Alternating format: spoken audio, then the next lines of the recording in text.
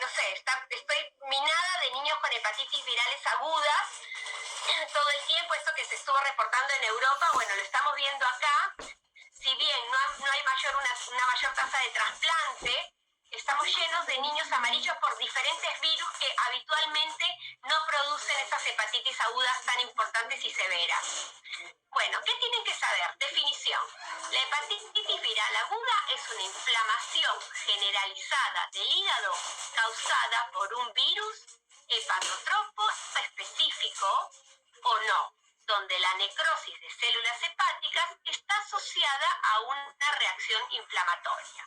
Es decir, un virus produce inflamación en el hígado y el que produce el daño en el hepatocito no es el virus, sino la respuesta inmunológica que desarrolla el huésped para tratar de combatir al virus.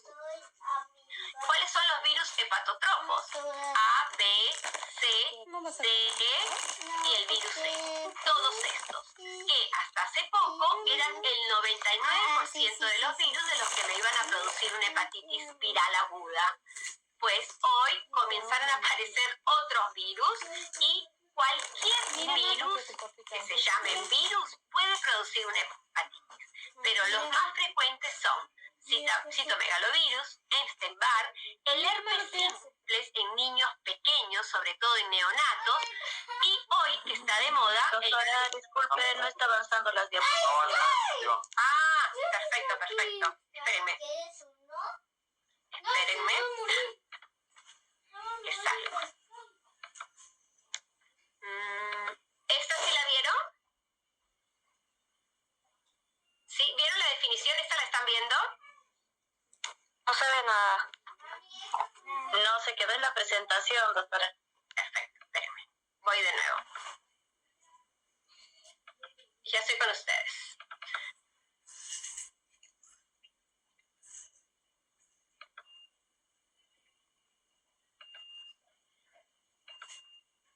Van a disculpar mi torpeza con el Meet. ¿Ahora sí? ¿Lo pueden ver? Se ve la primera diapositiva. Se ve la primera diapositiva. Bien, ahí vamos. ¿Pasó la diapositiva? No avanza. No pasó. Ay, pero no entiendo por qué. Ay, chicos. ¿Me salió también con las anteriores? Bueno, déjenme ver a ver qué es lo que ocurre.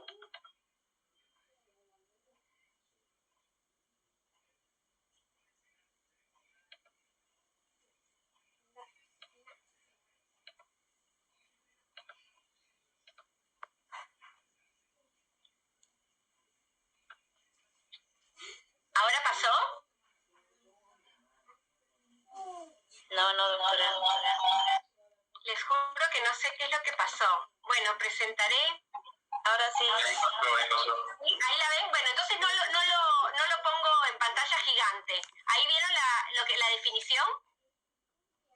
Sí.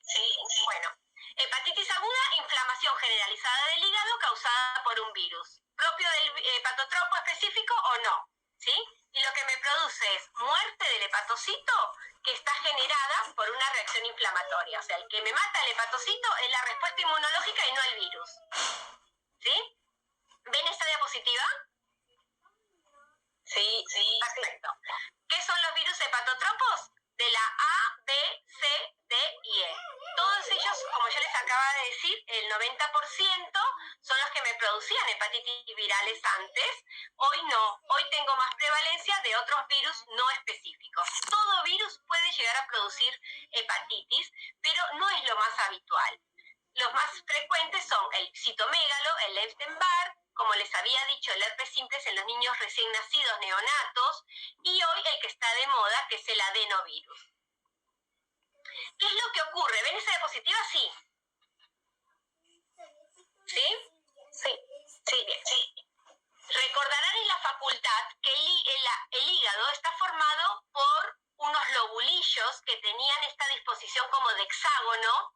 En cada puntita del hexágono yo tengo un espacio porta, donde está un conducto, una rama de la vena porta, de la arteria hepática, y una línea fina de tejido conectivo que me separa un lobulillo con el otro. En el lobulillo tengo una cadena de hepatocitos que se encaminan hacia la vena central, y entre cadena de hepatocito y cadena de hepatocito los famosos sinusoides. Todo proceso inflamatorio en las infecciones virales, como lo que vieron este martes de la hepatitis autoinmune, comienza acá, en el espacio porta. En el espacio porta se infiltra de linfocitos, esos linfocitos convierten esta brecha de tejido conectivo que es casi virtual en real, la ensanchan, la invaden y después ingresan al lobulillo, ¿sí? Y tengo hepatocitos que van sufriendo de diferentes formas. Los que más sufren en las hepatitis virales son las que se encuentran más cerca a la vena central, lo que se llamaba el área 3. No sé si ustedes recuerdan algo de eso cuando hacíamos histología en la facultad, porque son claramente los hepatocitos que tienen menor contenido de oxígeno, porque la arteria hepática que está acá lleva cada vez menos oxígeno hacia el centro del lobulillo. Entonces, ¿qué es lo que va a pasar en una hepatitis viral aguda? Generalmente hay muerte y daño de estos hepatocitos que con el tiempo y la progresión, si eso se continúa y no se controla, van hacia el espacio porta, ¿sí? Entonces es cuando yo les digo, y esa muerte del hepatocito está generado fundamentalmente por la reacción inmunológica, fundamentalmente por los linfocitos. Entonces, a nivel histológico, si yo biopsiase una hepatitis aguda, lo que voy a ver son lesiones predominantemente centrolobulillares, de necrosis hepatocitaria y cuerpos acidófilos. Los cuerpos acidófilos son células, ya sea hepatocitos, célula de Kupffer, muertos, enrollados ahí metiditos. Un infiltrado inflamatorio linfoplasmocitario, una hiperplasia e hipertrofia de las células de Kupffer. Las células de Kupffer son los macrófagos del hígado, con lo cual están tratando de morfarse y acabar todo lo que no está debidamente en el hígado. Y como el hígado tiene una clara posibilidad de regenerarse, encontramos signos regenerativos. Eso quiere decir hepatocitos que están tratando de hacer meiosis para dividirse, para generar nuevos hepatocitos. ¿Cómo se presentan estos pacientes? Estos pacientes cursando una hepatitis viral se pueden consultar o se puede presentar, porque puede tranquilamente no consultar, de 5 diferentes formas. Uno, el paciente que jamás se puso amarillo y jamás se enteró que tuvo una hepatitis, pero como el hermano estaba con hepatitis, vos le hiciste transaminasa para ver qué le ocurría a él y te vinieron altas, por ejemplo. Es decir, el paciente básicamente asintomático. La más común, que es el paciente que se pone amarillo, ¿sí? La forma ictérica. La forma colestásica, que es ese niño que se pone amarillo, que generalmente resuelve una hepatitis aguda en un lapso. La ictericia, más que la hepatitis aguda, generalmente se resuelve entre 7 a 10 días. Bueno, ese nene persiste amarillo mucho más tiempo. Eso es lo que llamamos hepatitis viral colestásica. La forma fulminante, que es aquella que comienza como cualquier hepatitis aguda, sin embargo, evoluciona a la insuficiencia hepática aguda porque lo que generó es una necrosis masiva de los hepatocitos y la capacidad de regenerar del hígado se ve superada por la muerte del hepatocito. Entonces, el hígado claudica y ese es el paciente que debe ir a trasplante hepático porque si no fallece. Y la recidivante, que es el paciente que se pone amarillo, pasan 7 días, está ya blanco, no normalizó todavía el laboratorio, pero tiene una recaída y se vuelve a poner amarillo. Todas estas formas las puede presentar cualquier virus, ¿sí? O sea, la hepatitis A, cuando nosotros lo veíamos, podía presentarse de cualquiera de estas formas, por ejemplo. La que más nos interesa es la forma sintomática ictérica, porque es la que nosotros vamos a ver, o la fulminante y la colestásica, que van a comenzar también así. Entonces, ¿cómo es la forma ictérica? La forma ictérica, ese nene que llega a la guardia y que la mamá consulta porque lo vio amarillo, tuvo una evolución. que primero tuvo un primer periodo de incubación, que según el virus, la incubación puede ser de diferentes días o incluso algunos virus semanas. Esa incubación es desde que se contagia hasta que tiene el primer síntoma.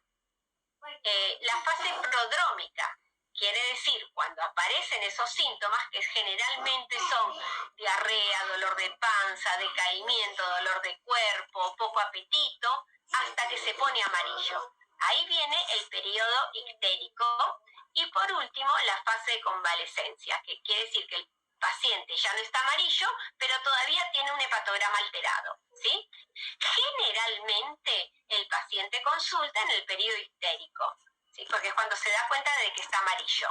Porque el periodo de incubación obviamente nadie se entera nada, y en la fase prodrómica generalmente lo que ocurre son síntomas que son habituales en la población pediátrica y generalmente no motivan mucha consulta. Entonces, de esta forma ictérica, del nene que vos ves en la guardia y que consulta porque está amarillo, cuando vos lo revisás, hay cosas en las que tenés que hacer énfasis, porque lo ves amarillo y tenés que ir a tocar el hígado. El hígado en la hepatitis viral aguda siempre está agrandado y por lo general no encontrás un vaso. Por lo general hay algunas hepatitis, como por ejemplo la que da el Epstein-Barr, que suele haber un vaso. Ese hígado se agranda tanto el lóbulo derecho y sobre todo el lóbulo derecho, pero también el izquierdo. Cuando vos pensás el hígado grande, por ejemplo, lo que lo vieron la semana pasada el martes pasado con Gustavo, tiene un hígado grande, pero ese hígado grande es a expensas de un lóbulo izquierdo, porque el lóbulo izquierdo se hipertrofia para tratar de compensar a este hígado inflamado en la hepatitis autoinmune. En cambio, en la hepatitis aguda por virus, se agranda más el lóbulo derecho y vos encontrás un hígado agrandado todo en forma homogénea, y cuando lo palpás a veces hasta es un poco doloroso, sutilmente, pero le puede doler o molestar, porque esa inflamación del hígado, que es la que agranda el hígado, es más rápida que la posibilidad de la cápsula que contiene el hígado de agrandarse, ¿sí? Ese es el momento en donde vos tenés que evaluar si el paciente además tiene algún estigma de hepatopatía crónica. Tiene telangiectasia, eritema palmar, todas estas cosas que seguramente hablaron en la clase anterior, ¿sí? Ese es un momento importante, porque si el paciente tiene estigmas de hepatopatía crónica, tiene un lóbulo izquierdo grande, vos tenés que pensar en diagnosticar una enfermedad una enfermedad crónica del hígado previamente existente. En cambio, el niño que tiene una hepatitis aguda es un niño sano, donde vos lo ves amarillo con un hígado grande, tal vez algo doloroso y no mucho más. Todo niño que se presente una guardia amarillo se tiene que pinchar. No se puede postergar por más perfecto que esté. No es normal que se haga una consulta por ictericia, ¿sí? ¿Y qué es lo que le haces en ese primer laboratorio? Obviamente un hepatograma, un coagulograma, un medio interno, que siempre es un estado de ácido base, una función renal y una glicemia, un hemograma con recuento de plaquetas, porque todas las infecciones virales generalmente tienen un recuento de plaquetas normales, pero si vos al paciente lo ves con 40.000 plaquetas, aunque no le hayas palpado el vaso, vos estás sospechando de que este paciente seguramente tiene hipertensión portal y que tiene una enfermedad crónica.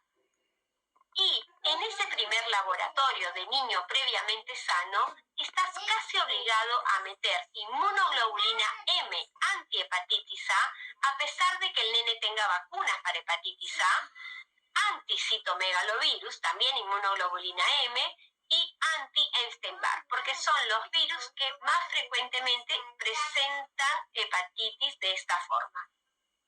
Si uno pudiera, bueno, hoy en Argentina hemos agregado la PCR o la inmunoglobulina M para el adenovirus por los hallazgos que estamos teniendo acá en referencia de lo que ya está publicado en Europa. Si uno tuviera la posibilidad también, que esto no es algo que todos los hospitales cuenten, en ese primer laboratorio deberíamos de meter un perfil inmunológico que comprende inmunoglobulina G, A y M, anticuerpos anticeliaquía, que es básicamente la antitransglutaminasa, y lo que nosotros llamamos autoanticuerpos, que es el FAN-OANA, LKM o el asma, ¿sí? Y de ser posible un dosaje de ceruloplasmina. ¿Por qué? Porque acá ya está englobando las principales etiologías que podrían ser positivas. Entonces, a este nene lo viste ictérico con hepatomegalia, con el laboratorio que tenía unas transaminasas algo mayores de lo habitual, dice unas transaminasas de 800, el nene en buen estado general.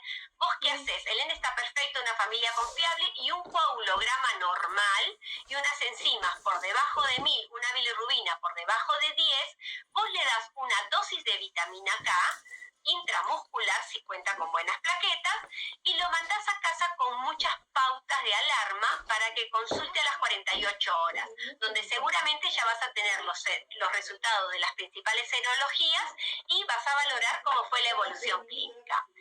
Por lo general, las hepatitis agudas virales de cualquier etiología, a las 48 horas el paciente ya está mejor. Ya está mejor, le haces un laboratorio y las transaminasas están algo mejor y el coagulograma persiste normal y la bilirrubina comenzó a descender. Entonces te relajas, das pautas de alarma y lo citas a los 5 días si no tuviste las serologías o vas viendo. Pero si el paciente no tiene una mejoría clínica a las 48 horas, por lo contrario, lo ves más amarillo, o la mamá te comenta de que está más irritable o está que duerme todo el día, algo te llama la atención desde lo clínico, o el coagulograma que volvés a repetir y vos ya le habías dado una dosis de vitamina K es menor del 50%, no hay duda que ese paciente debe internarse. ¿Y por qué lo internás? Porque la insuficiencia hepática la debes de sospechar antes de que aparezca una encefalopatía. Eso es lo que se llama insuficiencia hepática aguda incipiente.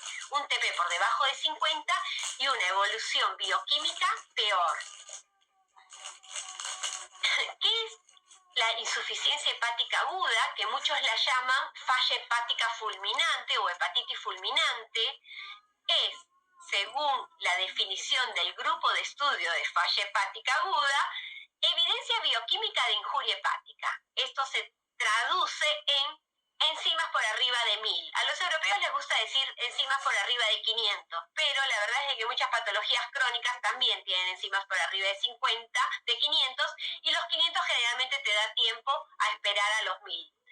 Ausencia de enfermedad hepática crónica conocida. La mamá te dice que el nene era sano, que tenía laboratorios previamente sanos, o que nunca lo internó, o que nunca le pasó nada. Muchas veces no tenés la certeza, pero la mamá te dice que era sano hasta ese día y cuando vos lo revisás no te parece de que tuviera características de una enfermedad hepática crónica, sino de algo aguda, por lo que hablamos. Y que como vos le habías dado 48 horas antes una vitamina K, no corrige la coagulopatía es decir, no tiene un ring mayor a 1,5 si el paciente tiene encefalopatía o un ring mayor a 2 si el paciente no tiene encefalopatía. Es decir, la definición de falla hepática aguda en pediatría son enzimas altas, ¿sí? Obviamente ictericia alta y una coagulopatía independientemente si hay encefalopatía o no. En adultos, esta definición tiene que tener encefalopatía sí o sí. En niños, la encefalopatía no es un criterio para definir una insuficiencia hepática aguda, ¿sí? Son enzimas altas, bilirrubina alta y coagulopatía, con o sin encefalopatía. ¿Y cuál es el límite? Siempre se hace a partir del ring, que es 1,5 si hay encefalopatía o 2 si no hay encefalopatía. Y ese momento es crítico, es cuando vos lo estás viendo a las 48 horas en la guardia y el paciente se presenta así. Ictericia y TP por debajo de 50. ¿Por qué es crítico? Porque ese es el momento en que vos tenés, primero, que suspender todo lo que el paciente esté tomando, excepto que sea un reemplazo hormonal. Y tenés que, el siguiente laboratorio que realizás ese día es buscar drogas o buscar etiologías y sobre todo esas etiologías donde tengan tratamientos que vos puedas cambiar el pronóstico. ¿Cuáles son esas etiologías? Herpes simple, porque vos le podés dar aciclovir, una hepatitis autoinmune, es decir, vas a hacer autoanticuerpos, porque vos le podés ofrecer corticoides, aunque todos sabemos que si la hepatitis autoinmune debuta como una falla hepática aguda, difícilmente zafe del trasplante. Si hay una intoxicación con paracetamol, ¿sí? Generalmente en otros países la intoxicación al propósito por consumo de paracetamol, que es una forma muy frecuente de los adolescentes americanos para suicidarse, acá en Argentina no es una causa frecuente, no hay un alto consumo de paracetamol, pero siempre se tiene que pesquisar. Y lo que uno hace es un dosaje de la droga en sangre que según el valor te puede decir que hay o no. Si vos no tenés posibilidad de dosarla, y el familiar te dice que consumió paracetamol, colocas tratamiento, que es la N-acetilcisteína. O sea, a lo mucho le dice un tratamiento innecesario, pero no puedes dejar de considerarla como causa de la insuficiencia. La enfermedad de Wilson, porque vos podés hacer una plasmaféresis o ofrecerle de penicilamina como quelante. Todos sabemos que al igual que la hepatitis autoinmune, la enfermedad de Wilson, que debuta simulando una falla hepática aguda, no va a zafar del trasplante. Muchas veces el hígado de shock es más fácil porque generalmente no es solamente una hepatitis, es un chico que está mal y generalmente el soporte hemodinámico en 48 horas revierte la injuria hepática. La intoxicación por Amanita phalloides, porque existe un antídoto contra este hongo, y por último una falla hepática por la hepatitis B. Hoy en día sí se hace una anticore inmunoglobulina M positiva y hay una sospecha de que fuera una falla hepática por hepatitis B, que es poco frecuente en la edad pediátrica, como ya lo vieron, pero es una causa frecuente en la edad adulta. Lo que se da es entecavir. Bueno, ¿y qué es lo que haces con este niño que ya lo tenés en la guardia, de que ya constataste de que el TP es bajo y hay empeoría del laboratorio? Vos lo que tenés que hacer es una rápida derivación a una unidad de trasplante hepático. Porque los tratamientos específicos van a ser más efectivos si pueden aplicarse antes de que exista la encefalopatía. Y esos tratamientos específicos solamente los puede hacer el que tiene conocimiento de ellos. ¿Y qué es lo que ocurre? Si vos tenés un niño con una hepatitis aguda, con un TP mayor, un tiempo de protrombina mayor al 50%, existe casi cero posibilidades de que ese niño muera por causa de la enfermedad hepática. Pero si nos encontramos con una hepatitis aguda grave, un TP entre el 20 al 50%, las posibilidades de que se te muera es del 10%. Si nos encontramos ante una falla hepática aguda, es decir, TP menos de 20, la mortalidad es tan alta como el 80% si no se regenera el hígado o si no lo trasplantamos. Y es por eso que este paciente no lo podés tener empollando en un lugar que no tenga posibilidades de ofrecerle un trasplante hepático, ¿sí? Y es por eso que tampoco vos como médico debes aceptar el que te lo deriven a un lugar que no cuente con la posibilidad de trasplante. Muchas veces algunas obras sociales, sobre todo, que tienen sus sanatorios, te dicen, bueno, va a ir al sanatorio tal. No, ¿quieren trasplante? No, bueno, ese paciente no puede ir ahí. Es una responsabilidad de uno como médico el hacer la derivación correcta. ¿Y cuáles son las derivaciones acá en Argentina? Si el paciente cuenta con la cobertura médica, tenés que contactar dicha cobertura. Tiene OSDE, vos llamás a OSDE, necesito derivar a un paciente a un centro de trasplante.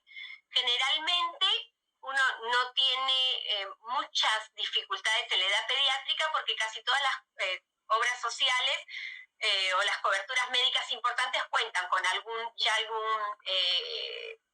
contacto, algún convenio con los centros principales de trasplante.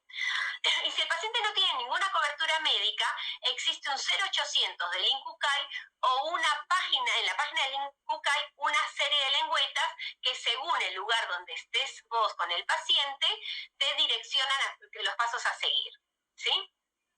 Generalmente en pediatría llaman al Garrahan o al Gutiérrez para tratar de aceptar a este paciente, pero se hace a través del INCUCAI, eso sería lo ideal.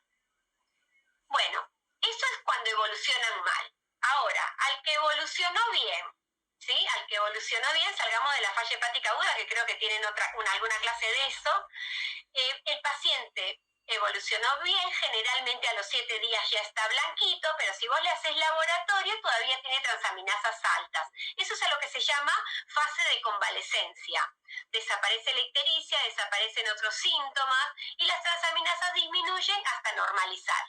¿Cuándo tiene el alta? Cuando las transaminasas están normales.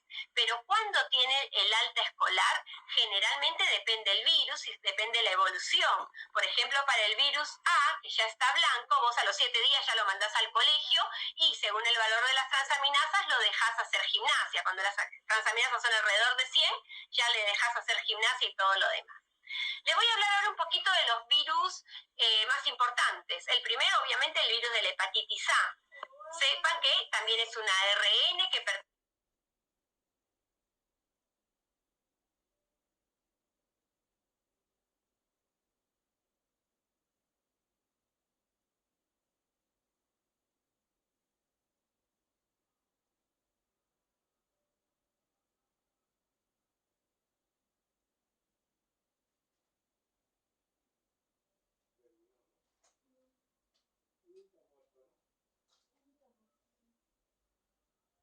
No, después dices.